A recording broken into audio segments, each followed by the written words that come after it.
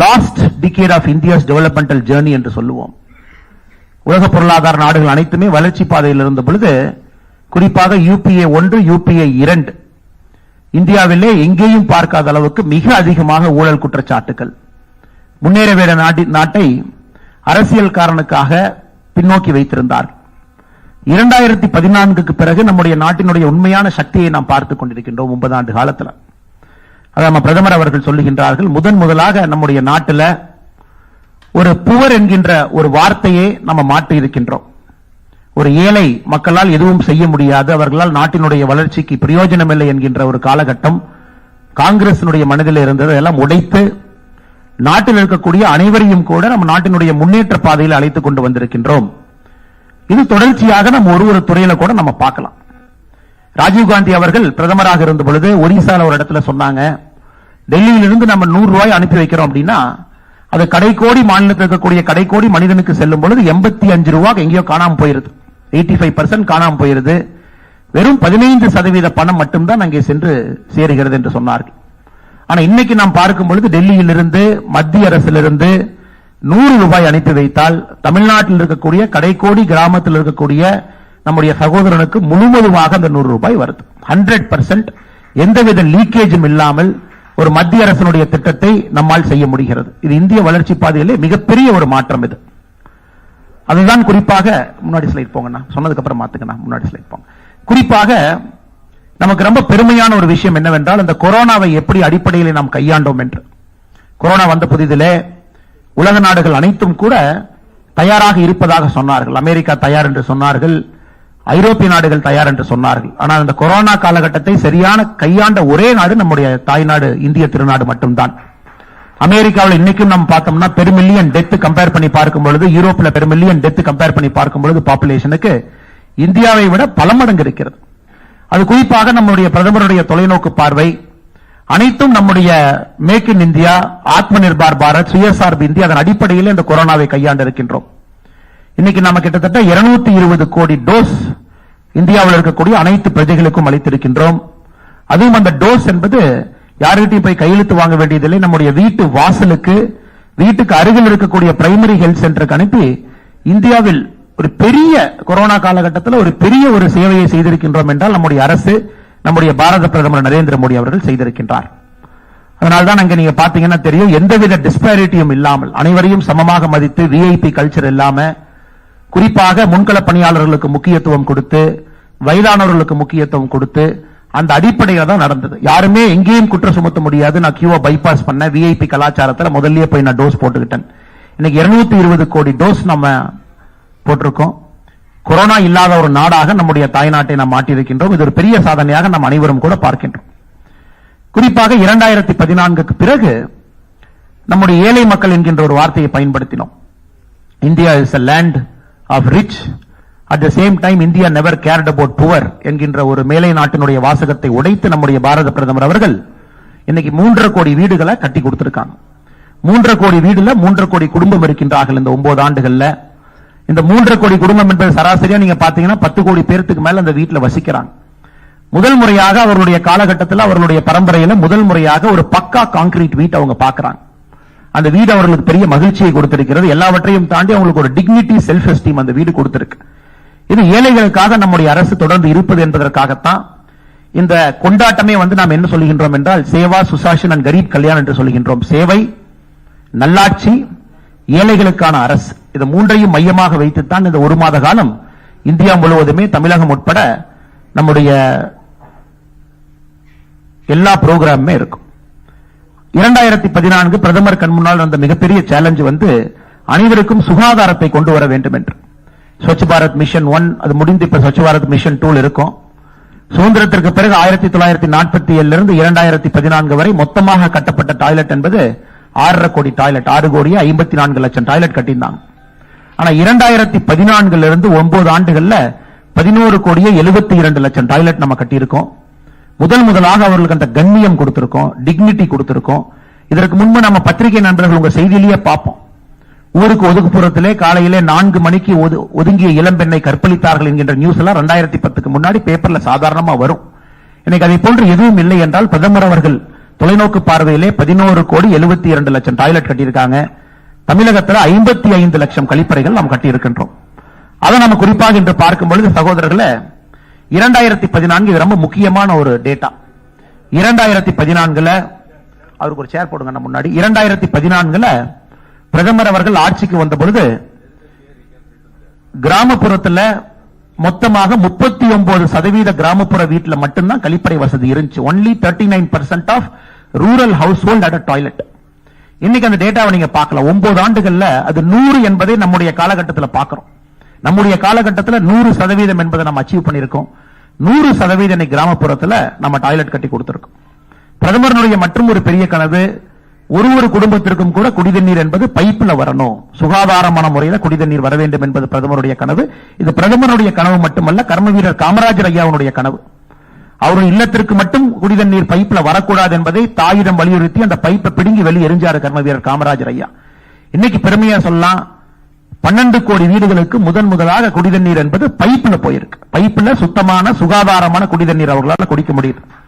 தமிழகத்தை பொறுத்த வரைக்கும் இன்னைக்கு 63% தமிழகத்தில் இருக்கக்கூடிய இல்லங்களுக்கு குடிதண்ணீர் என்பது பைப்பில் நாம கொடுத்திருக்கோம். இது ஒரு மிக அற்புதமான ஒரு திட்டம். அனைத்து மக்களுக்கும் கூட பெரிய அளவில் மாற்றத்தை கொடுக்கக்கூடிய திட்டத்தை நாம் பார்த்துக் கொண்டிருக்கின்றோம். அடுத்து நம்ம பார்த்தோம் அப்படின்னா ஃப்ரீ கேஸ் கனெக்ஷன். இன்னைக்கு 9 கோடி 60 லட்சம் பேருக்கு ஃப்ரீ கேஸ் கனெக்ஷன் நம்ம கொடுத்திருக்கோம். இவர்கள் அனைவருமே முதல் தலைமுறையில் முதலாக அவர்களுக்கு கேஸ் கனெக்ஷன் முதலாக கிடைக்குது. இந்த 9 கோடி 60 லட்சம் பேருக்கு கூட ரஷ்யா உக்ரைன் வாருக்கு பிறகு இன்டர்நேஷனல் கேஸ் பிரைஸ் அதிகமான பிறகு அவர்களுக்கு சப்சிடைஸ்ட் சிலிண்டர் போன பட்ஜெட்ல இருந்து 200 ரூபாய் அவங்களுக்கு கிடைச்சிட்டு இருக்கு. அவர்களையும் கூட நன்றாக நம்முடைய அரசு பார்த்துக்கிட்டு இருக்கு. அது மட்டும் இல்லை சகோதர சகோதரிகளே, இந்த 9 ஆண்டுகள்ல 4 கோடியே 14 லட்சம் போகஸ் எல்பிஜி கனெக்ஷன் நம்ம க்ளோஸ் பண்ணிருக்கோம். இது ஏழை மக்களுக்கு வர வேண்டிய எல்பிஜி கனெக்ஷன். நிறைய பேருக்கு டபுள் கனெக்ஷன், ட்ரிபிள் கனெக்ஷன் இருந்துச்சு. 9 ஆண்டுகள்ல 4 கோடியே 14 லட்சம் போகஸ் எல்பிஜி கனெக்ஷனை க்ளோஸ் பண்ணி முதலாக இந்த 9 கோடி மக்களுக்கு நம்ம எல்பிஜியை கொண்டு போய் வீட்டில் சேர்த்திருக்கோம். வருகின்ற காலம் பதில் சொல்லும். அவர்களுக்கு வரக்கூடிய நோய்கள், விறகடுப்பு சமையல் மூலமாக வரக்கூடிய நோய்கள் அனைத்தும் கூட அவர்களுக்கு விடுதலை கிடைத்திருக்கிறது. சகோதரர்களே, கொரோனா காலகட்டத்தில் இன்னைக்கு இன்டர்நேஷனல் மானிட்டரி ஃபண்ட் சொல்லுது, the rate of extreme poverty in India is below 1% என்று சொல்லுகின்றார். இந்திய நாட்டில் எக்ஸ்ட்ரீம் பாவர்ட்டி 1% கீழே கொண்டு வந்திருக்கோம்னா இன்டர்நேஷனல் மானிட்டரி ஃபண்ட் குறியீடு என்ன சொல்லுதுன்னா, அதற்கு குறிப்பாக ஏழைகளுக்கான உணவு திட்டம் பிரதமர் மோடி தான் காரணம் என்று அதிகாரப்பூர்வமான IMF அறிக்கை சொல்லுகிறது. இன்னைக்கு 80 கோடி இந்தியர்களுக்கு கொரோனா ஆரம்பித்த பிப்ரவரியிலிருந்து இன்னைக்கு வரைக்கும் நாம் அவர்களுக்கு 5 கிலோ அரிசியல் கோதுமை, 1 கிலோ பருப்பு கொடுத்துக்கிட்டு இருக்கோம். இதை நாம் ஏழைகளுக்கான உணவு திட்டம் என்று சொல்லுகின்றோம். இது கொடுத்த பிறகு எல்லா இடத்தினுடைய நியூட்ரிஷன் ஸ்டேட்டஸ் அதிகமாக இருக்கு. கொரோனா காலகட்டத்தில் குறிப்பாக அடித்தட்டு மக்களுக்கு பிரச்சனை இருந்த பொழுது அதிலிருந்து நம்முடைய அரசு அவர்களை காப்பாற்ற இருக்கின்றோம். 5 லட்சம் ரூபாய் மருத்துவ காப்பீடு ஆயுஷ்மான் பாரத் பயன்படுத்தாத நபர்கள் இல்லை என்று சொல்லலாம். எல்லா இடத்திலையும் அதை பயன்படுத்துறோம். எல்லோருக்கும் அதன் மூலமாக ஒரு பெரிய மாற்றம் கிடைத்திருக்கிறது. நிறைய பிரைவேட் கவர்மெண்ட் ஹாஸ்பிட்டல்ஸ் எம்பேனல் ஆயிருக்கு. எல்லா இடத்திலும் கூட பயந்து கொண்டிருந்த மக்கள், ஐயோ நம்ம சேவிங்ஸ் இருந்து கொடுக்கணும், பேங்க் பேலன்ஸ் இருந்து கொடுக்கணும் என்கின்ற பயத்திலிருந்து போக்கி எந்த விதமான பிரச்சனை right up to cancer Ayushman பாரத்ல ட்ரீட் பண்ண முடியும் என்கிற அளவுக்கு இந்த 9 ஆண்டுகள்ல ஆயுஷ்மான் பாரத் என்பது மக்களுடைய மனதில் ஒரு இன்றியமையாத ஒரு திட்டமாக மாறி இருக்கிறது. சானிட்டரி பேட் குறிப்பாக பெண்களுக்கு நம்ம ஊர்ல தான் முதலாக சானிட்டரி பேட 1 ரூபாய்க்கு கொடுக்க முடியும் என்று கோயம்புத்தூர்காரர் ஆரம்பிச்சார். ஒரு பேர்ல இப்ப படம் எல்லாம் இருக்கு. அதை பிரதமர் அவர்கள் இந்தியா முழுவதுமே கொண்டு போயிருக்கிறாங்க. சானிட்டரி பேட் என்பது 1 ரூபாய்க்கு கொடுக்க முடியும் என்கின்ற நம்பிக்கையில இன்னைக்கு குறிப்பாக பெண்களுக்கு அவர்களுடைய சுகாதாரத்திற்கு நம்முடைய அரசு கூட இருக்கு. 1 ரூபி சானிட்டரி பேடுக்கு நம்முடைய அரசு அதிகாரப்பூர்வமாக அதை இப்ப கொடுத்துக் கொண்டிருக்கின்றோம். பல பெண்களுக்கு இது பெரிய பயன் கிடைத்துக் கொண்டிருக்கிறது. இன்னைக்கு ஜெனரிக் மெடிசின் எந்த கடைக்கு போனாலும் கூட ஒரு இன்டர்நேஷனல் பிராண்டட் மெடிசின் அதே வருது. ஆனா நம்முடைய ஜன் அஷோதி கேந்திரா அந்த மருத்துவ கடைக்கு, மருந்து கடைக்கு போறோம். தமிழ்நாட்டில் கிட்டத்தட்ட 900 கடைகள் இருக்கு. இந்திய அளவில் 9300க்கு மேல கடைகள் இருக்கு. 60%லிருந்து 80% குறைவாக அதே மருந்து நம்முடைய ஜன் அஷோதி கேந்திரால கிடைக்குது. இதுல பெரிய பெனிஃபிஷியரி யாருன்னா, கண்டினியூஸா மாசம் ரொட்டீனா மாத்திரை சாப்பிடணும், வயதான பிறகு என்னுடைய பென்ஷன்ல நான் மாத்திரை வாங்கணும், மருந்து வாங்கணும் இருக்கக்கூடிய பெரியவர்களுக்கு இதுல மிகப்பெரிய ஒரு வரப்பிரசாதமாக நம்முடைய ஜன் அஷோதி கேந்திரா இருக்கு. சென்னை உட்பட அனைத்து இடத்திலும் கூட அது பெரிய பெனிஃபிட். குறிப்பாக யூரியா, 2014க்கு முன்பு யூரியா தட்டுப்பாடு என்கின்ற வார்த்தையை நம்ம பார்த்திருக்கோம். இன்னைக்கு கடந்த 9 வருட காலமாக எங்கேயும் கூட யூரியா தட்டுப்பாடு என்கின்ற வார்த்தையை நம்ம பார்க்கல. 2 லட்சம் கோடி ரூபாய்க்கு மேல யூரியா சப்சிடி நம்ம கொடுக்கிறோம், டிஏபி சப்சிடி கொடுக்கிறோம். ரஷ்யா உக்ரைன் போர் அது ஆரம்பித்த பிறகு யூரியாவுடைய விலை 140% உயர்ந்திருக்கிறது. அந்த எல்லா இம்பாக்டையும் மத்திய அரசு ஏற்றுக்கொண்டு நம்முடைய விவசாயிகளுக்கு எந்தவித விலையேற்றம் இல்லாமல் நாம 2 லட்சம் கோடி ரூபாய் சப்சிடி கொடுத்து யூரியாவை கொடுத்துட்டு இருக்கோம்.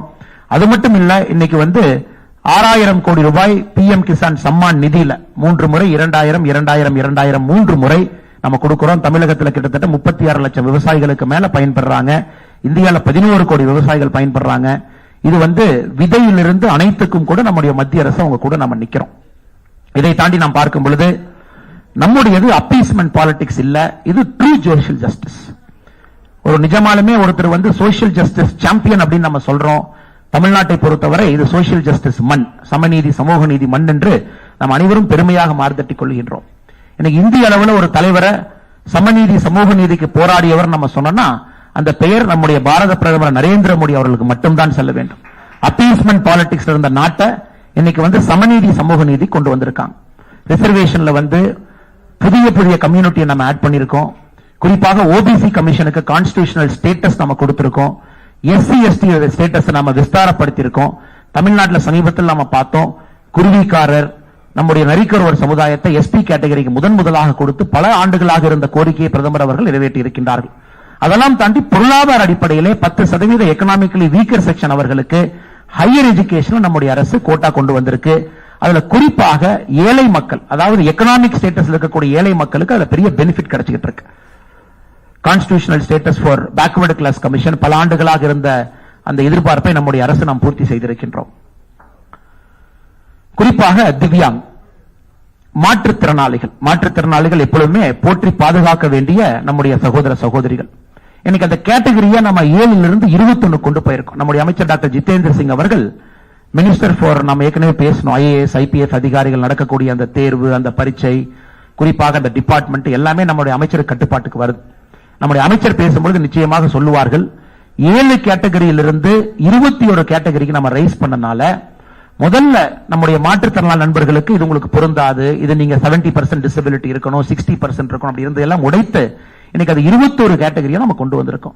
அதனால மாற்றுத்திறனாளி நண்பர்களுக்கு உண்மையாலும் அவருடைய உற்ற ஒரு நண்பனாக ஒருத்தர் இருக்காருன்னா நம்முடைய பாரத பிரதமர் நரேந்திர மோடி அவர்கள்.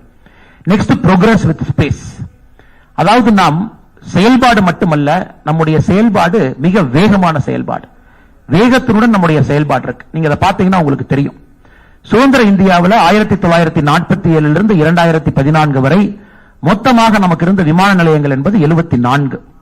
கடந்த 9 வருடங்கள்ல புதிதாக நாம் கட்டியிருக்கிற விமான நிலையங்கள் 74. இன்னைக்கு இந்தியாவில் 148 விமான நிலையங்கள் இருக்கு. 70 ஆண்டுகள்ல 74, 9 ஆண்டுகள் 74 நீங்க பார்க்கலாம். அதே போல நேஷனல் ஹைவே நீங்க பார்க்கலாம். 1947 இருந்து 2014 வரை மொத்தமாக இந்தியாவில் நேஷனல் ஹைவே NH லென்த் பார்த்தோம் அப்படின்னா 91,287 கிலோமீட்டர்.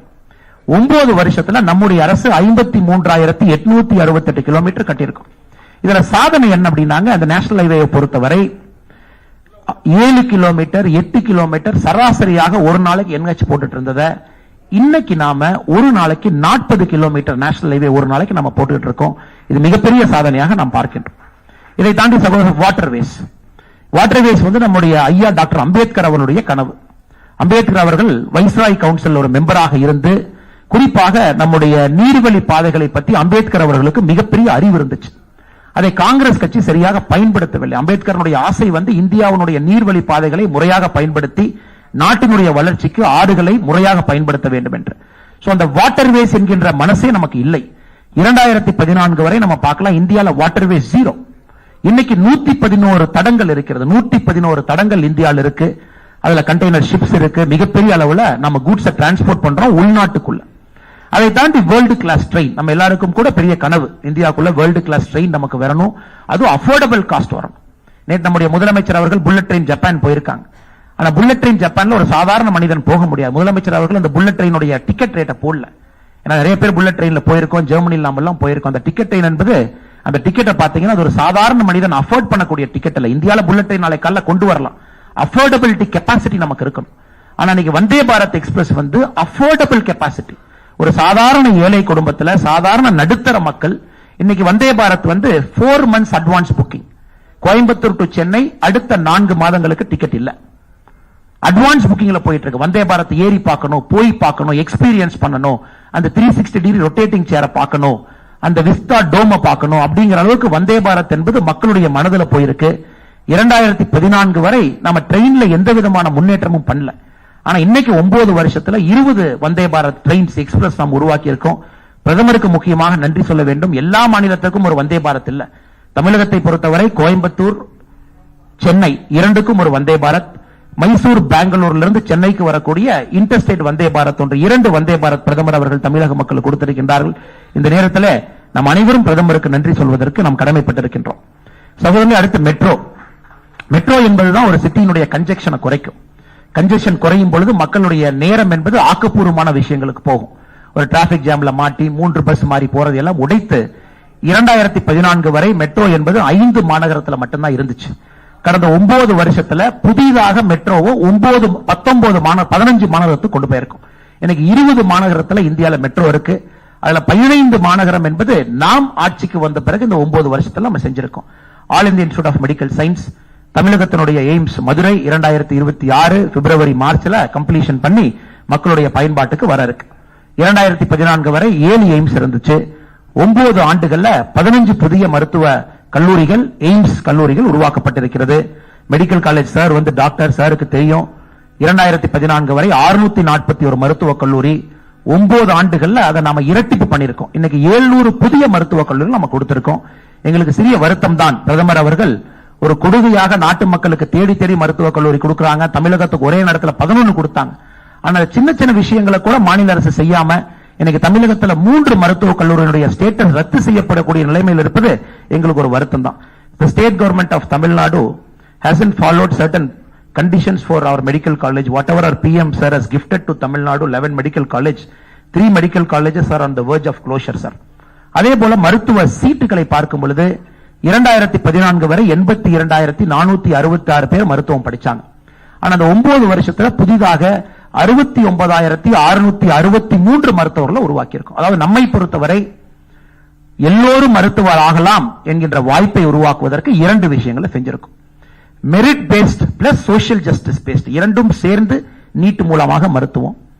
இரண்டாவது, காலேஜஸ் அடிப்படை தன்மை அதிகரித்து சீட்டினுடைய கெப்பாசிட்டி அதிகரித்து அவர்களுக்கு நிறைய சீட்ஸ் கிடைக்கிறது. இரண்டையும் நம்முடைய அரசு ஒரே சேர செஞ்சிருக்கும்.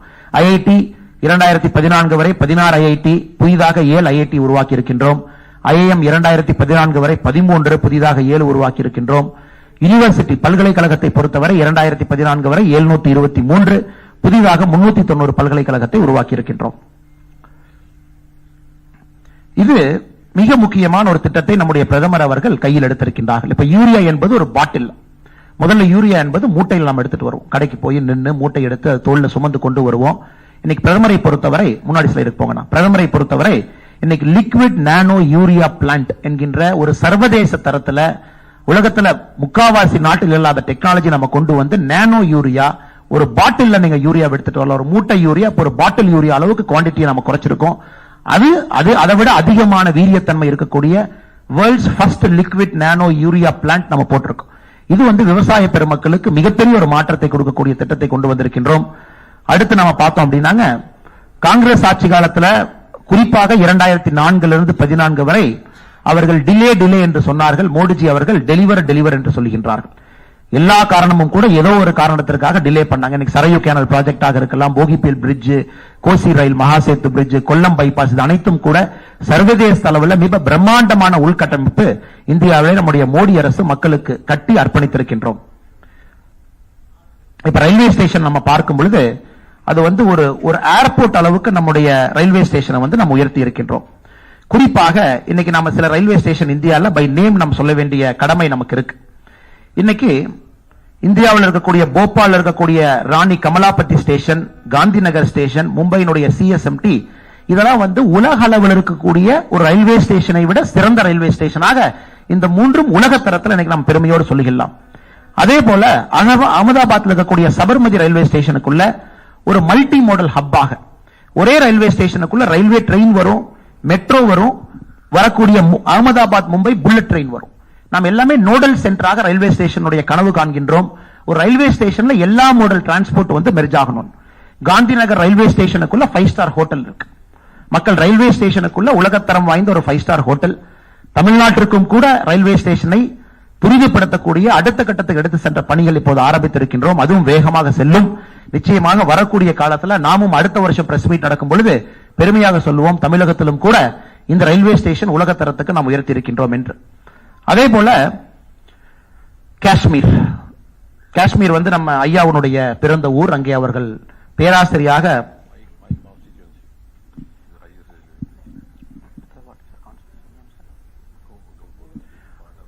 காஷ்மீர் வந்து ஐயாவுடைய ரத்தம், ஐயாவுடைய சொந்த ஊர். ஒரு காஷ்மீரில் பிறந்த ஒருவர் தமிழகத்தில் வந்து மருத்துவம் படித்து சென்றார் என்பது நமக்கு பெருமை.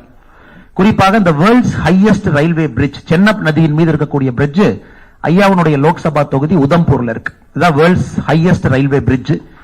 காஷ்மீரை பொறுத்தவரை இது ஒரு ஈஃபில் டவர்னுடைய உயரத்தை விட அதிகமாக கட்டியிருக்கின்றோம். ஒரு மவுண்டன் டெரெயின்ல ஒரு வேர்ல்டு கிளாஸ் ப்ராஜெக்டா நம்ம இந்தியால, மேக் இன் இந்தியால நம்ம எக்ஸிக்யூட் பண்ணியிருக்கோம். காஷ்மீரை பொறுத்தவரை மிக பெருமையாக நாம் சொல்லலாம். 2019-20 காலகட்டத்தில் ஆர்டிகல் 370 எடுத்த பிறகு எல்லோருமே ஏகப்பட்ட பொருளிய பிரச்சனையை கிளப்பினாங்க.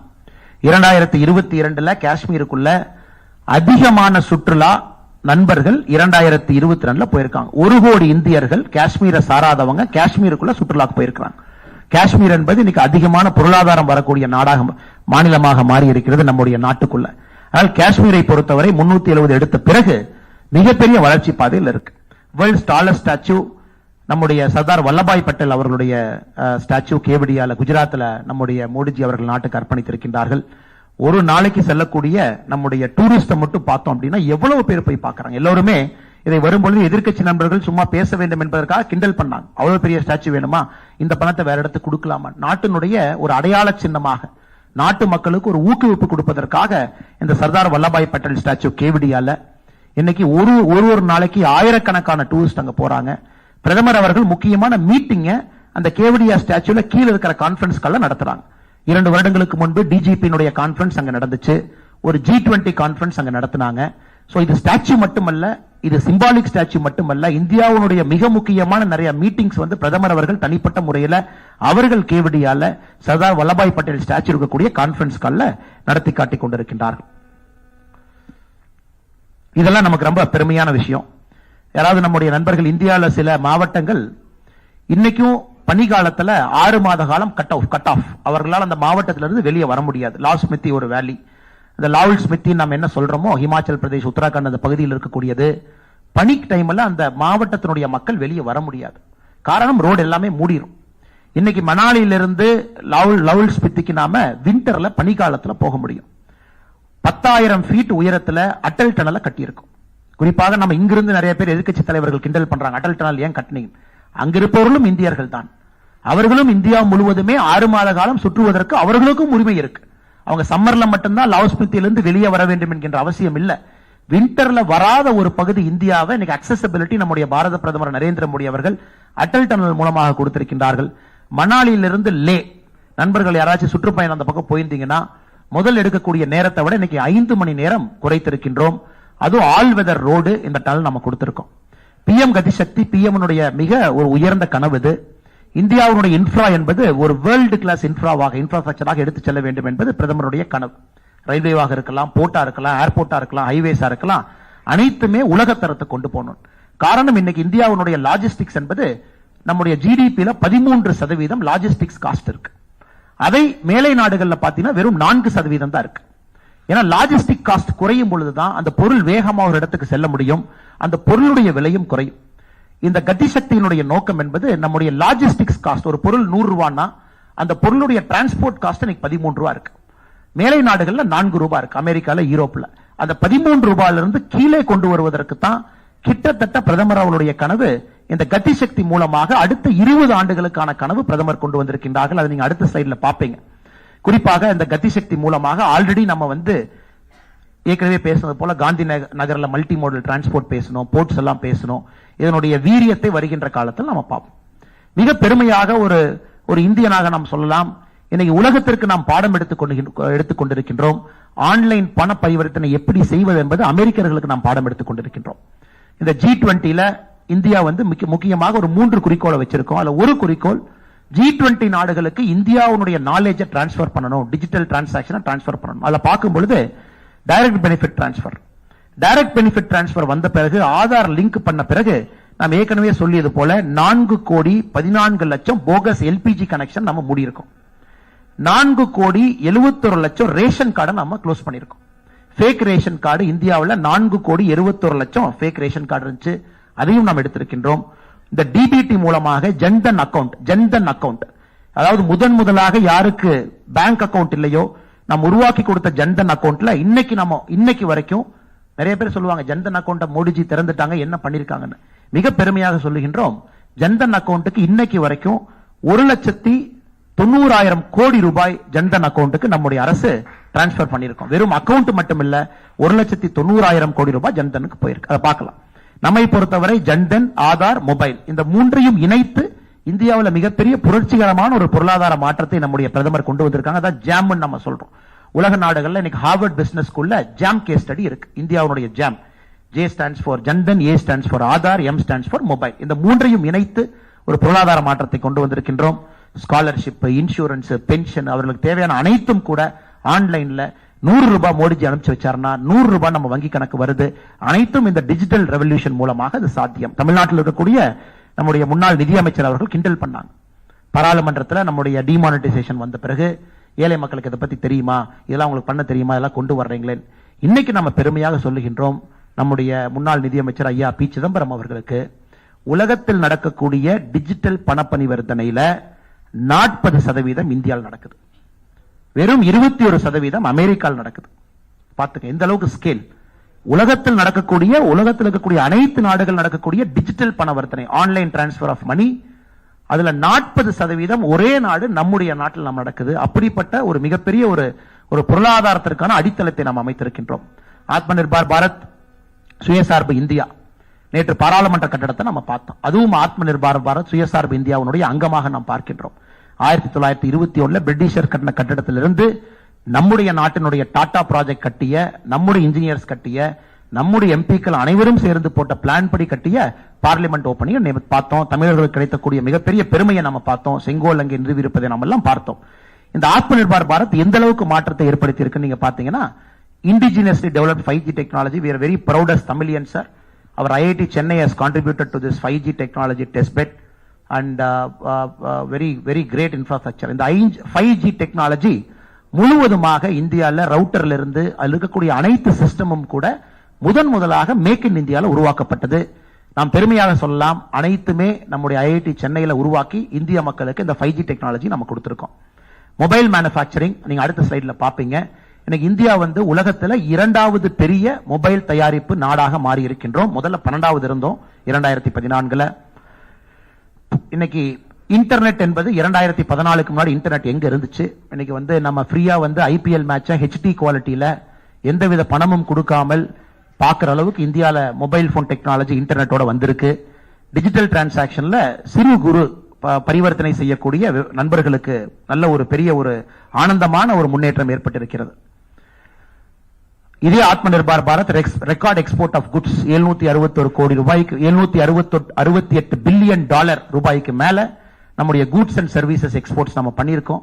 நம்முடைய கூட்ஸ் எக்ஸ்போர்ட்ஸ் 500 கோடி ரூபாய் நம்ம தொட்டுக்கிட்டு இருக்கோம். இதெல்லாம் முதலாக சரித்திரம். பூமிங் எக்கானமி, ஃப்ரெஜைல் 5 என்று சொன்னார்கள் 2014. இந்தியாவை பொறுத்தவரை பிரிக்ஸ் நேஷன், ஃப்ரெஜைல் 5 எப்ப வேணாலும் உடையும் சொன்னாங்க. ஆனா இன்னைக்கு 2023 அமெரிக்கனோட அதிபர் பிடன் அவர்கள் ரூம்குள்ள வர்றாங்கன்னா எங்க மோடி கல்யாணத்துல போய் நம்ம சொந்தக்காரங்களை தொலாவற மாதிரி இன்னைக்கு பிடன் அவர்கள் வந்து நம்முடைய மோடிஜியை தொலாவறாங்க. பாப்பா நியூகினியா போன்ற நாடுகள்லாம் சைனாவுடைய ஆதிக்கத்தில் இருந்துச்சு. இன்னைக்கு அங்க மோடிஜி போனார்னா அந்த நாட்டினுடைய பிரதமர் அவர்கள் மோடிஜியினுடைய ஆசீர்வாதத்தை பெற வேண்டும் என்று நினைக்கின்றார்கள். இது அனைத்துமே நம்முடைய பூமிங் எக்கானமி கிடைத்திருக்கக்கூடிய ஒரு பெரிய பரிசாக. 7% மேல நம்முடைய வளர்ச்சி இருக்கு. எம்ப்ளாய்மெண்ட் ஆப்பர்ச்சுனிட்டி, அனைவருக்கும் நாம வேலை வாய்ப்பை உருவாக்கி இருக்கின்றோம். ஸ்கில்லிங் இந்தியாவிலிருந்து, ஸ்டார்ட் அப் இந்தியாவிலிருந்து, ஸ்டாண்ட் அப் இந்தியாவிலிருந்து, அட்டல் டிங்கரிங் லேப்ல வரக்கூடிய இன்னோவேஷன்ல இருந்து எல்லா இடத்திலும் கூட எம்ப்ளாய்மெண்ட் ஆப்பர்ச்சுனிட்டியை பெரிய அளவில் உருவாக்கி இருக்கின்றோம். நீங்க பார்க்கலாம், குளோபல் இன்னோவேஷன் இண்டெக்ஸ் 2014 85வது இடத்திலிருந்து 46க்கு முன்னேறி இருக்கின்றோம். யூனிகார்ன்ஸ் $1 பில்லியன் வேல்யூவேஷன் இருக்கக்கூடிய நிறுவனம் இந்தியாவில் 4 இருந்துச்சு 2014. இன்னைக்கு 2022 இன்னைக்கு தேதியில 107 இருக்கு. வேர்ல்டு எக்கனாமி ரேங்க் 2013-14 11வது இருந்தோம். இன்னைக்கு இந்தியா 5வது பெரிய பொருளாதார நாடாக மாறி இருக்கின்றோம். இன்னும் 3 வருஷத்துல ஜப்பான் ஜெர்மனியை ஓவர்டேக் பண்ணோம்னா 2027 வரும்போது 3வது பெரிய பொருளாதார நாடாக மாறுவோம். Ease of doing business rank. Ease of doing பிசினஸ்ல மிக முக்கியம் என்பது கரப்ஷன். தமிழகத்திற்கும் நம்முடைய கரப்ஷனுக்கும் ஒரு ஆழ்ந்த ஒரு பந்தம் இருக்கு நமக்கு தெரியும். 2014 142வது ரேங்க்ல நம்முடைய நாடு இருந்துச்சு. இன்னைக்கு 63வது ரேங்க்கு நம்ம முன்னேறி இருக்கோம். மொபைல் மேனுபேக்சரிங் ஏற்கனவே சொன்னது போல 12வது நாம் இருந்தோம். இன்னைக்கு இந்தியா என்பது சைனாக்கு அப்புறம் 2வது பெரிய நாடாக மொபைல் மேனுபேக்சரிங். தமிழகத்திற்கும் அந்த ப்ரொடக்ஷன் லிங்க்ட் இன்சென்டிவ் ஸ்கீம்ல மிகப்பெரிய நமக்கு ஒரு வரப்பிரசாதம் ஃபாக்ஸ்கான் வந்தவுடன் ஆயிரக்கணக்கான வேலை வாய்ப்புகள் தமிழ்நாட்டுக்குள்ள உருவாக இருக்கிறது. ஆட்டோமொபைல் 2014 7வது பெரிய நாடாக இருந்தோம். இன்று 3வது பெரிய நாடாக இருக்கின்றோம் ஆட்டோமொபைல் உற்பத்தியை பொறுத்தவரை. நம்ம ஏற்கனவே பேசியிருக்கோம். இன்னைக்கு யூனிகார்ன் 107 கம்பெனிஸ் $1 பில்லியன் வேல்யூவேஷனுக்கு மேல. ஆனா அதே நேரத்தில் இன்னொரு பெருமைப்படக்கூடிய விஷயம், சின்ன சின்ன ஸ்டார்ட் அப் இன்னைக்கு 1 லட்சத்துக்கு மேல இருக்கு. இவரெல்லாம் 5 வருஷம் கழிச்சு பெரிய பெரிய நிறுவனமா மாறுவாங்க, 20 வருஷம் கழிச்சு பெரிய நிறுவனமா மாறுவாங்க. இதை பார்க்கும் பொழுது நமக்கு தெரியும் 40 ஆண்டுகள் கழித்து 4 டிகேடு கழித்து புதிய கல்விக் கொள்கை கொண்டு வந்திருக்கோம். இதுல மிக முக்கியமாக இந்த கல்விக் கொள்கையில தாய்மொழியை மையப்படுத்தி 6ஆம் கிளாஸ் வரைக்கும் நீங்க படிக்கணும், 5ஆம் கிளாஸ் வரைக்கும் படிக்கணும், அதுக்கப்புறம் 3 வருஷம் நீங்க எக்ஸ்டெண்ட் பண்ணிக்கலாம் தேவைப்பட்டா 8ஆம் கிளாஸ் வரைக்கும். முதலாக நம்முடைய அரசு மருத்துவ கல்லூரி மருத்துவ படிப்பு இருக்கலாம், இன்ஜினியரிங் படிப்பு இருக்கலாம், அதுவும் தமிழ்ல படிக்கணும்னு அமித்ஷாஜி அவர்கள் பிரதமர் அவர்கள் வலியுறுத்துறாங்க. தமிழ்நாட்டில் சோகமான நிலைமை என்னன்னா இன்ஜினியரிங் கல்வி எதெல்லாம் தமிழ்ல இருந்துச்சோ அதையெல்லாம் மூடிட்டாங்க. ஏங்க மூடினீங்கன்னு கேட்டீங்கன்னா எனக்கு தெரியாம மூடிட்டாங்க சாரி அப்படிங்கிறாங்க. இதெல்லாம் தமிழ்நாட்டினுடைய அரசனுடைய அவலத்தை பார்த்துக் கொண்டிருக்கின்றோம். இந்தியா முழுவதுமே தாய்மொழிக்கு குறிப்பாக நம்முடைய தமிழ் மொழிக்கு பிரதமர் கொடுக்கக்கூடிய மரியாதையை தொடர்ந்து பார்த்துக் கொண்டிருக்கின்றோம். ஆனா தமிழ்நாட்டில் புதிய கல்விக் கொள்கையை இப்ப இருக்கக்கூடிய அரசு ஏற்றுக்கொள்ளவில்லை என்பது இங்க இருக்கக்கூடிய 8 கோடி தமிழர்களுக்கும் ஒரு பெரிய வருத்தம் தான். அதே போல எம்ப்ளாய்மெண்ட் ஆப்பர்ச்சுனிட்டி நம்ம பார்க்கிறோம், ஸ்கில்லிங் எல்லா இடத்துலையும் பாத்தீங்கன்னா பயிற்சி முகாம் அடிப்படையில் கோடிக்கணக்கான மக்களுக்கு அது புதிய வாய்ப்பு. ஸ்போர்ட்ஸ் முதலாக விளையாட்டு என்பது சென்டர் ஆஃப் அவர் லைஃப். விளையாட்டிலே ஜொலிக்கின்றோம். ஒலிம்பிக்ல Khelo India games, Honorable Prime Minister has awarded Khelo India games to Tamil Nadu for 2023. அனைத்து தமிழர்களும் மிக பெருமையாக பார்க்கின்றோம். கேலோ இந்தியா கேம்ஸ் தமிழகம் இந்த 2023 நடத்தும். அதே போல பார்க்கும் பொழுது நம்முடைய கலாச்சாரத்தை பிரதமர் அவர்கள் மீட்டெடுத்திருக்கின்றார்கள். அது புத்தர் வாழ்ந்த இருந்த போதித்த இடத்தை புத் சர்க்கியூட்டா பிரதமர் அவர்கள் கொண்டு வந்திருக்கின்றார்கள். அது குறிப்பாக பீகார், உத்தரப்பிரதேஷ், ஒரிசா அந்த பகுதி அனைத்துமே புத் சர்க்கியூட்டா மாறி இருக்கு. மத்திய பிரதேசனுடைய மகாகால் காரிடார், உஜ்ஜைன் காலபைரவர் அதனுடைய மாற்றம், சோமநாதர் ஆலயத்தினுடைய மாற்றம், கேதார்நாத் தாம் பிரதமர் அவர்கள் கொண்டு வந்திருக்கக்கூடிய மாற்றம், கர்த்தாப்பூர் சாஹிப் காரிடார் நமக்கு தெரியும் பாகிஸ்தான் அந்த பார்டர்ல இருக்கக்கூடியது, அதையும் கூட சிறப்பாக நாம் செய்து காட்டியிருக்கின்றோம். காசி தமிழ் சங்கத்தில் நம்ம பார்த்தோம். காசி தமிழ் சங்கம் காசி போன பிறகு எப்படிப்பட்ட மாற்றம் பந்தம் இருக்குன்னு. இதுக்கப்புறம் ராம் மந்திர் தயாராக இருக்கிறது கும்பாபிஷேகத்திற்கு. அதுவும் கூட இந்தியாவுடைய பிரதான கலாச்சாரத்தை மக்களுக்கு வெளிப்படுத்தக்கூடியதாக இருக்கும். நார்த் ஈஸ்டை பொறுத்தவரை புதிய சாலைகளாக இருக்கட்டும், விமான நிலையமாக இருக்கட்டும், பிரிட்ஜஸா இருக்கட்டும், அதுவும் ஒரு பெரிய மாற்றம் நார்த் ஈஸ்ட் கொடுத்திருக்கோம். பிரதமர் தான் நார்த் ஈஸ்ட் முதல்ல அஷ்டலட்சுமிங்கிற பேர்ல சொன்னாங்க. நார்த் ஈஸ்ட் பொறுத்த வரைக்கும் இந்திய நாட்டினுடைய அஷ்டலட்சுமி. அது கலாச்சாரத்தை நாம் ஆழப்படுத்தி இருக்கின்றோம். வடகிழக்கு மாநிலங்களை பொறுத்தவரை குறிப்பாக சுற்றுச்சூழலை பொறுத்தவரை நம்முடைய பிரதமர் மிக ஆழ்ந்த சுற்றுச்சூழல் மீது ஒரு நட்பு இருக்கக்கூடிய ஒரு மனிதர். நம்ம பார்க்கிற ரெனியூவல் எனர்ஜிக்கு அவர் கொடுத்திருக்கக்கூடிய புஷ் இன்டர்நேஷனல் சோலார் அலையன்ஸ் நாம் அதை முன்னெடுத்து சென்றிருக்கின்றோம். நாம் தான் சோலார் அலையன்ஸ் தலைவராக இருக்கோம். இந்தியா முழுவதுமே ரெனியூவல் எனர்ஜி கொடுத்திருக்கக்கூடிய புஷ் இருக்கலாம். அதுக்கப்புறம் COP26ல பிரதமர் அவர்கள் முதலாக லைஃப் அப்படிங்கறத அறிமுகப்படுத்தி லைஃப் ஸ்டைல் ஃபார் என்விரான்மெண்ட் இன்னைக்கு உலகம் முழுவதுமே பேசியிருக்கோம். நமாமி கங்கா சுத்தப்படுத்தியிருக்கோம், சீத்தாவை கொண்டு வந்திருக்கோம். பிரதமர் அவர்கள் சமீபத்தில் தமிழ்நாட்டில் he has seen Bommi, our two very eminent Tamilians who elephant caregivers whose film got an Oscar this year. We are very grateful. The Honorable Prime Minister made a visit and visited them. நம்முடைய பாதுகாப்பை பொறுத்தவரை உலகத்தில் மிக உறுதியான பாதுகாப்பான நாடுனா Israel, India. அந்த அளவுக்கு நம்ம கொண்டு வந்திருக்கோம். அந்த பிரஜைகளுக்கு இந்திய அரசு யாரையும் விட்டுக் கொடுக்காது என்கின்ற அளவுக்கு மிக பெருமையாக, கொஞ்சம் முன்னாடி போங்கன்னா மிக பெருமையாக எங்களால் சொல்ல முடியும். சர்ஜிக்கல் ஏர் ஸ்ட்ரைக் யாராக இருந்தாலும் கூட சுதந்திர இந்திய நாட்டிற்கு பிறகு தவறு செய்வர்களை நம்ம போறோம். 370 எடுத்திருக்கோம். அடுத்து நீங்க அடுத்த சைடு வாங்க. டிஃபென்ஸ் ப்ரொடக்ஷன் 1 லட்சம் கோடி ரூபாய்க்கு மேல உள்நாட்டில் ராணுவ தளவாட உற்பத்தி, கட்டிங் எட்ஜ் எக்யூப்மெண்ட் வந்திருக்கு. பார்டர் ரோட்ஸ் அண்ட் பிரிட்ஜஸ் நாம வலிமைப்படுத்தி இருக்கின்றோம். மிக முக்கியம் இது. சிரியால இருந்து Libya, Yemen, Sudan, Nepal, Afghanistan இதுல எல்லாம் இந்த வார் பிரதேசத்துல யாரெல்லாம் மாட்டிக்கிட்டாங்களோ 20,000 இந்தியர்களுக்கு மேல பத்திரமா கொண்டு வந்திருக்கோம். We're extremely happy, sir. Many of our Tamil students who were struck in Ukraine, every single person without a scratch, the Honorable Prime Minister has brought them back to Tamil Nadu. We are eternally grateful for that, sir. அதே போல 2,97,00,000 இந்தியர்களை corona காலகட்டத்தில் வந்தே பாரத் பிளைட்ல கொண்டு வந்தோம். எல்லாமே அங்கங்க மாட்டிட்டு இருந்த பொழுது சிறப்பு விமானங்களை பண்ணி 2,97,00,000 பேர் வெளிநாட்டில இருந்து அவங்களை கொண்டு வந்திருக்கோம். மிக பெருமையாக நம்முடைய பத்திரிகையாளர் நண்பர்கள் முன்னால் வைக்கின்றோம். கடினமாக உங்களுக்காக உழைத்திருக்கின்றோம். பிரதமர் அவர்கள் உங்களுக்காக ஒரு நாளும் கூட வளப்படுத்துவதற்கு, இந்த நாட்டை வலிமைப்படுத்துவதற்கு உங்களோடு நின்று கொண்டிருக்கின்றார்கள். பிரதமருக்கு உங்களுடைய வாழ்த்துக்கள், உங்களுடைய ஆசீர்வாதங்கள் தேவைப்படுகிறது. இந்த நேரத்தில் இதெல்லாம் அதனுடைய வெளிப்பாடு பார்க்கிறோம். பாப்பா நியூ கினியால அந்த பிரசிடென்ட்டை பார்க்கிறோம், ட்ரம்ப் பார்க்கிறோம், நம்ம ஜோ பைடன் அவங்கள பார்க்கிறோம், இங்கிலாந்துடைய ரிஷி சுனக் அவங்கள பார்க்கிறோம், ஆஸ்திரேலியன் பிரீமியரை பார்க்கிறோம். மோடி இஸ் த பாஸ் அப்படின்லாம் சொல்றதெல்லாம் நம்முடைய காதல முதல்ல நம்முடைய வாழ்க்கையில கேட்கிறோம். அதே போல இட்டலியினுடைய பிரதான் மந்திரி ஜியார்ஜியா சொல்றாங்க, Modi is the most admired world leader அப்படின்லாம் சொல்றாங்க. அதனால் இதெல்லாம் மிக ஆழமாக இந்த கட்சி இந்திய மக்களை ஒரு படி மேலே எடுத்து சென்றிருக்கின்றோம். இந்த பிரசன்டேஷன் இதோட முடிஞ்சது. நம்முடைய அமைச்சர் டாக்டர் ஜிதேந்திர சிங்ஜி அவர்கள் அடுத்து நம்முடைய பத்திரிகை நண்பர்களிடம் நேரடியாக உரையாற்றுவாங்க, உங்க கேள்விகளுக்கு பதில் சொல்லுவாங்க. நன்றி, வணக்கம். பாரத் மாதா கி Jai.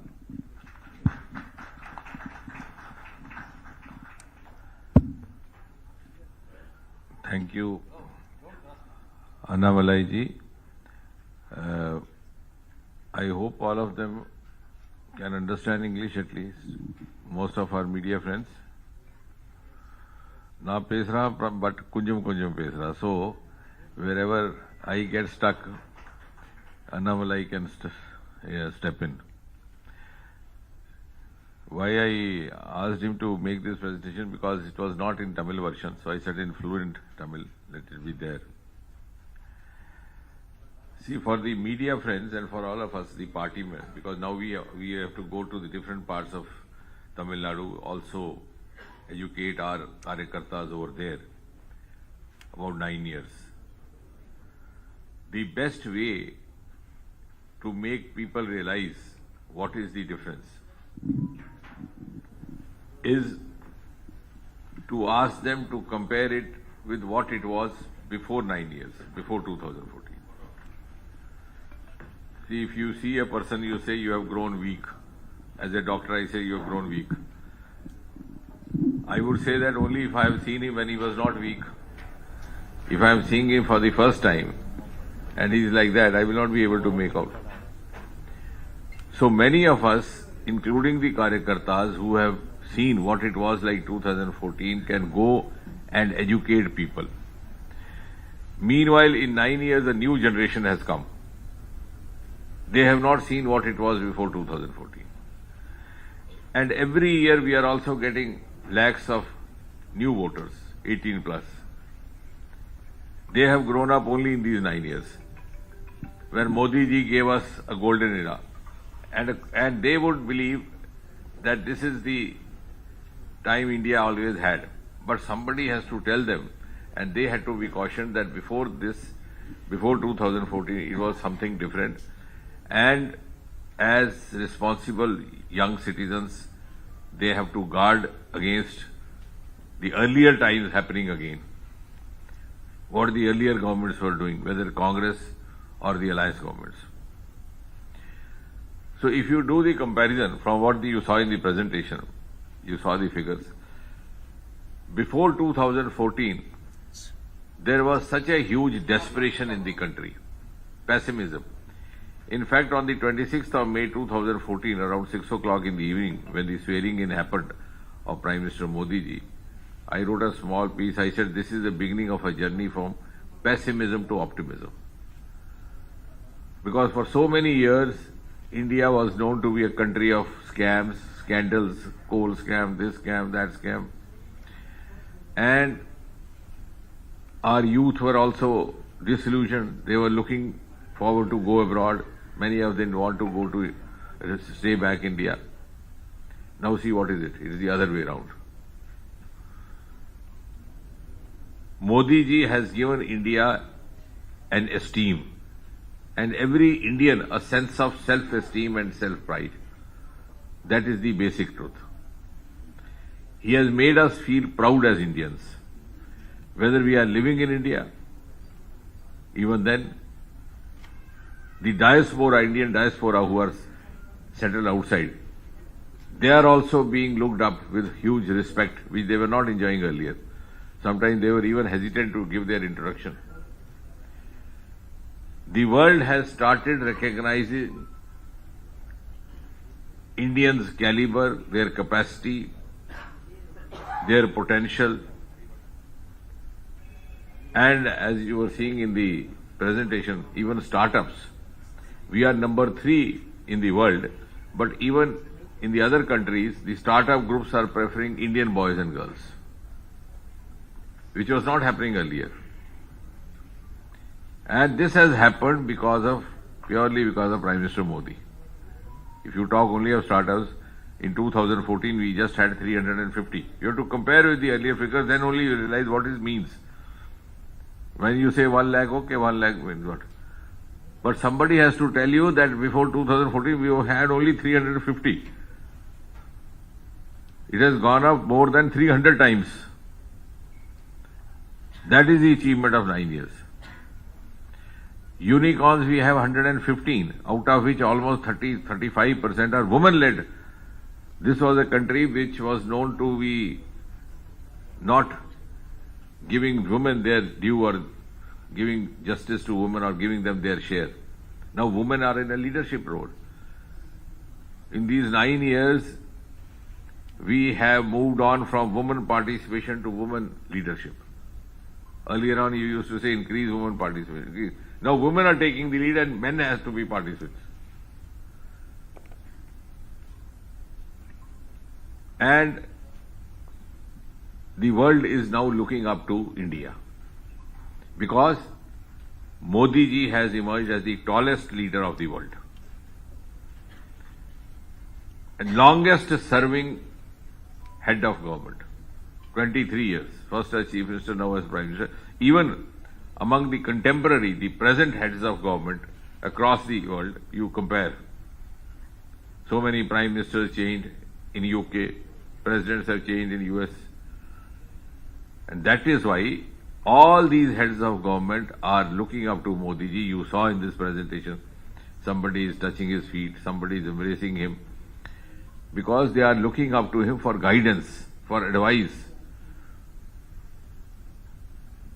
India's status has gone up in 9 years.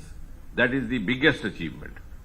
And all that has been possible because of the strategic figures which you saw in presentation. And world today is ready to be led by India. World today is ready to be led by India under Prime Minister Modi because they understand that India under Prime Minister Modi has that capability which they may not have. In this presentation you saw vaccine. 220 vaccine doses administered. India was known as a country where people hardly have any health consciousness. Leave aside preventive health care. Even if somebody gets sick, they would not go to the hospital. There are certain economic reasons also, social reasons also, financial concerns. But usually they will just try for 3, 4, 5 days. Once you get serious, you go to the hospital. And the whole world was warning that India with 130, 140 crore people, if it is not able to control COVID, it will become a hot spot even for us. They were worried for themselves. That if it spreads all over India, they will also get affected. Later what happened? We were fully in control and small European countries with just 50 lakh population, 500,000 population could not control. And with the motivation of Modi ji, India came out with the first DNA vaccine for COVID. And we made it available to other countries. So it has been tremendous hard work on the part of Modi ji and his team to have made India arrive where it has. That is why today, even the most advanced countries, they think, no, India has the capacity to do what we can't do. They could not produce vaccine, we produced. Similarly, space. USA, Soviet Union, they started off much earlier than us. We have our space headquarters in Bengaluru.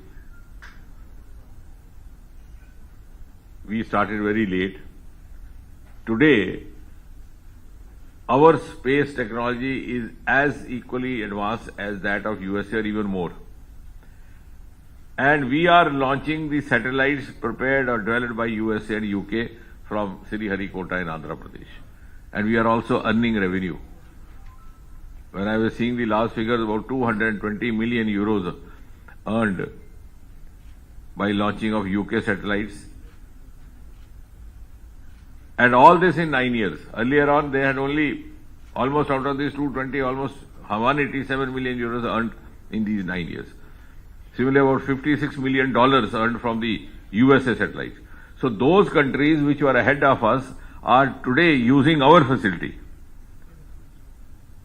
So when we say India has reached a pedestal, it has happened after 9 years of continuous, tireless hard work by Prime Minister Modi.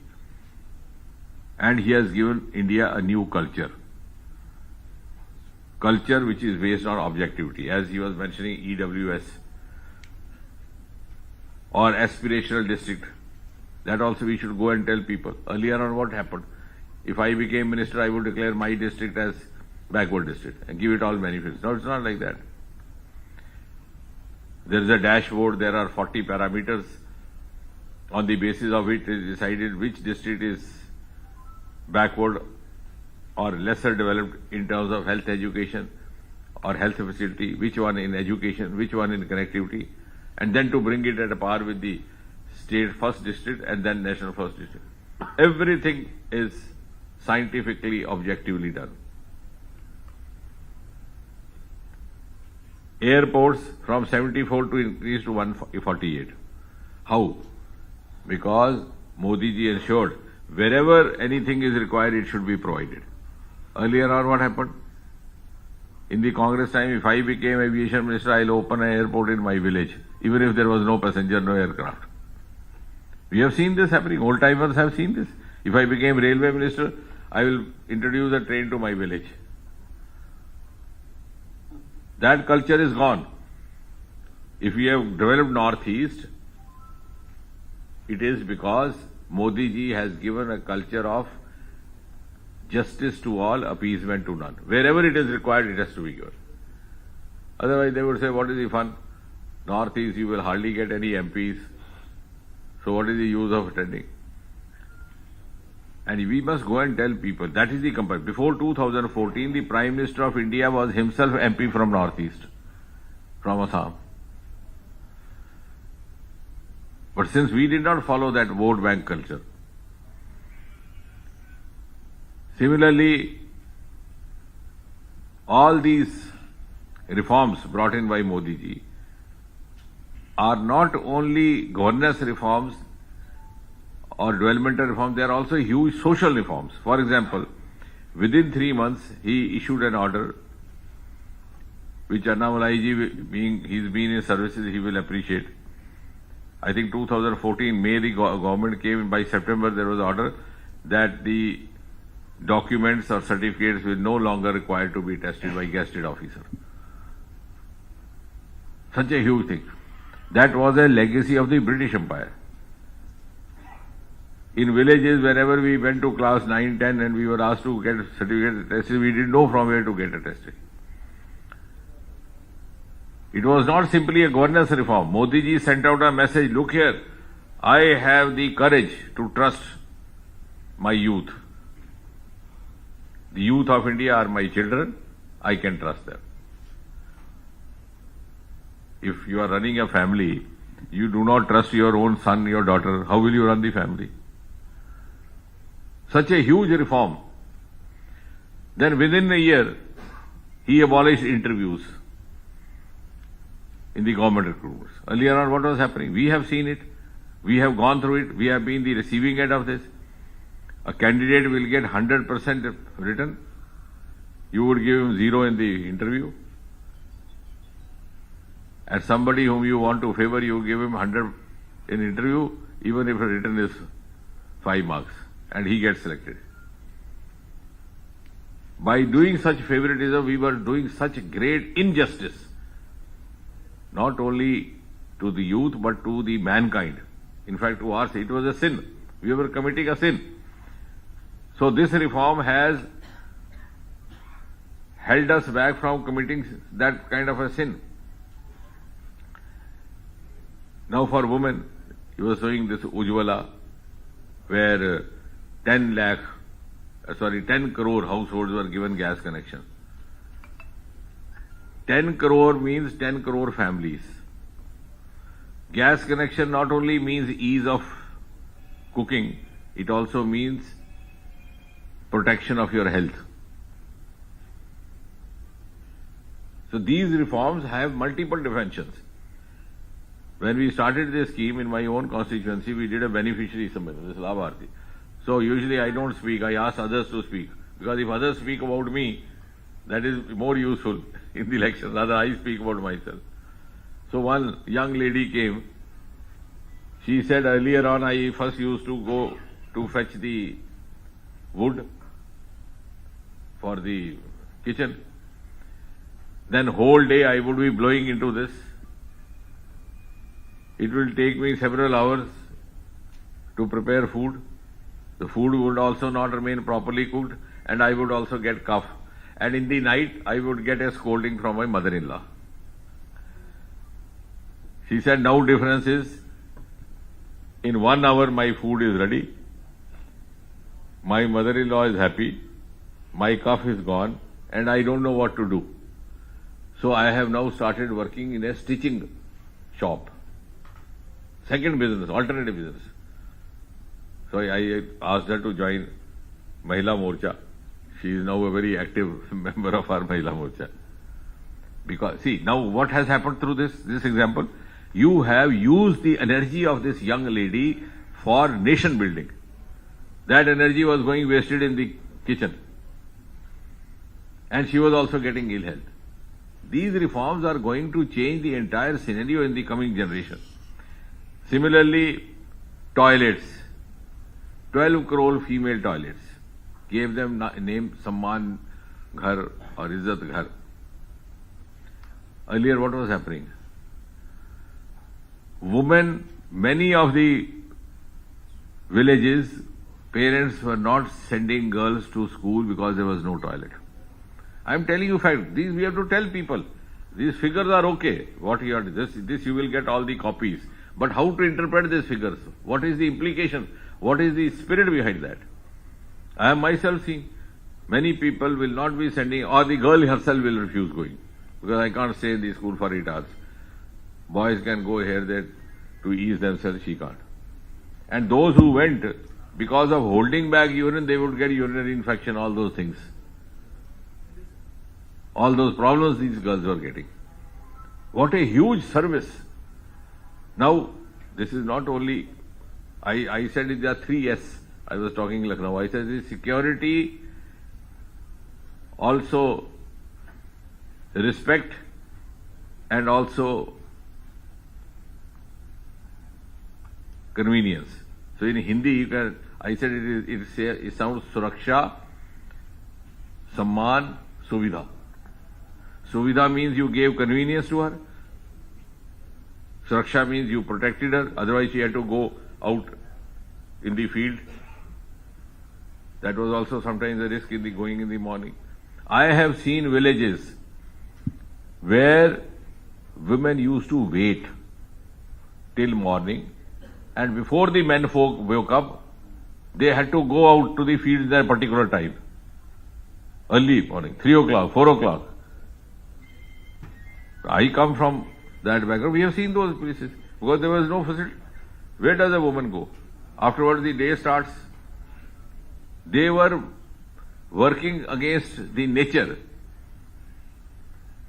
So what a huge reform this has happened. That is why today you have woman-led entrepreneurship. You have woman-led startups. Similarly, Jal Jeevan, this slide showed. I am just giving you those examples so that where you can give comparison, also tell them what is the spirit. This culture, Modi ji has brought a new culture. in this country. We just had, they showed just now the Jal Jeevan Mission, which has given us 12 crore connections, 12 crore houses, that means households. You know, before 2014, it was only 3.5 crore. 3.25, not even 3.5, which means in 70 years, the earlier governments did not bother. We were carrying on same practice. Go to the well, fetch water for yourself. Go to the river, get fetch. Or you go to the river and take bath there. Or go to the seaside and have a water in this salt water. This could have happened earlier also. All these things have happened. This is a quantum jump. This is a quantum jump in 9 years. That is why the world is now seeing, oh, India has come. India's moment has come. It is not that the world is a fool. The people there, they know it is a country to reckon with. Our medical colleges were 145, now 265 added to that. As the number of colleges allotted in these 9 years are more than those constructed in 70 years. Then there are new resources discovered, the ocean resources. We have 7,500 kilometer long coastal area, including Tamil Nadu, beginning from Odisha. Nobody ever saw that side. I was telling some friends from Australia, I said, you have continent called Australia, you have island called Australia, you have country called Australia, but your ocean is not called Australian Ocean. My ocean is called Indian Ocean. Why? Because my forefathers saw there is huge wealth inside. We have not